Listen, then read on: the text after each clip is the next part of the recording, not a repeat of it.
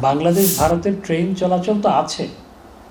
Dhaka Kolkata train চলাচল আছে, Dhaka Khulna train চলাচল আছে, এবং উত্তরবঙ্গ থেকে সেটি ঢাকা হয়েই যায়, শিলিগুড়ি পর্যন্ত ট্রেন চলাচল শুরু হয়েছে।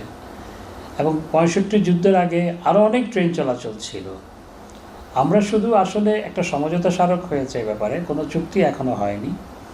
এবং আমরা রিজিওনাল কানেক্টিভিটি নিয়ে আমরা ভাবছি যে বাংলাদেশ থেকে ট্রেন ভারতে শুধু যাবে না, বাংলাদেশ থেকে ট্রেন নেপালও যাবে, বাংলাদেশ থেকে ট্রেন ভুটানে যাবে। এবং আমরা রিজিওনাল কানেক্টিভিটি নিয়ে আলোচনা করছি।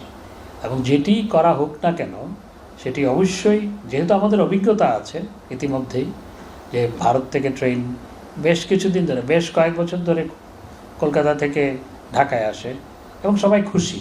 এ নিয়ে কোনো অভিযোগ এখনও পর্যন্ত কোনো দিন কেউ উপস্থাপন করেনি।